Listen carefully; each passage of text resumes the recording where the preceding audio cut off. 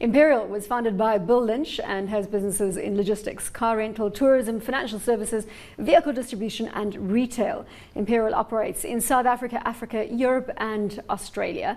The company has a market cap of 46.4 billion rand, dividend yield of 3%, a price to earnings ratio of 12.4, and Hubert Brody has just announced that he is stepping down. Yeah, look, it's a bit disappointing. He's another friend of mine. He wants to spend more time with his kids who are young. They're at junior school, and I think when he got the job after Bill Lynch died, he was very bok for it and went into it full ball and realized after 6 years of exhausting travel and intensive pressure at that level that that's not exactly what he wants to do with his life right now. Bottom line, he's exhausted. Well, I think he is also one of those very balanced and thoughtful people that realizes there isn't only one way to live your life. And after 6 years of doing that, he's kind of said, listen, someone else can come in here and burn fast and hard, and I'm going to take a break.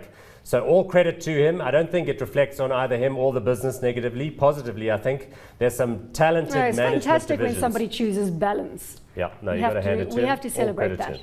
Gerbrand, does this impact your investment decision around Imperial at all? No, I don't think so. I think they got quality management all around. There will be somebody that can take over the reins on that side. I think originally we thought that when Bill Lynch died, that's going to be a huge problem as well. Brody stepped up to the equation. It's certainly a nice group of companies. They've done, under his helm, very good. They've stripped out the leasing business, which is very capital intensive, in the names of Equestria, which also looks a bit probably cheapish at the moment as a share price itself. But I think they've done brilliantly over time. The share price looks fantastic. I don't think you can fault that performance. So we had an all-time high.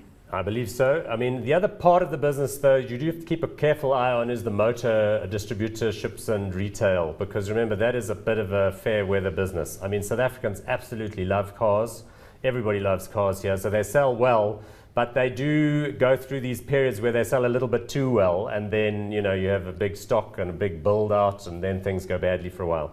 So that introduces extra cyclicality to the business. I would, in a way, prefer if it was more about Imperial freight logistics and, you know, moving stuff for Woolworths and moving stuff up and down in and out of Hamburg and that fantastic German business they've got. I'm sure they're not going to change the business model specifically for you.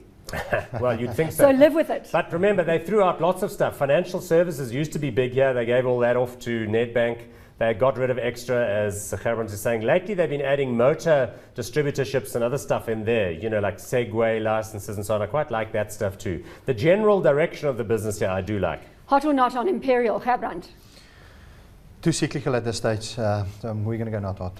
Paul, hot or not? No, hot on it too. Hot, hot, hot.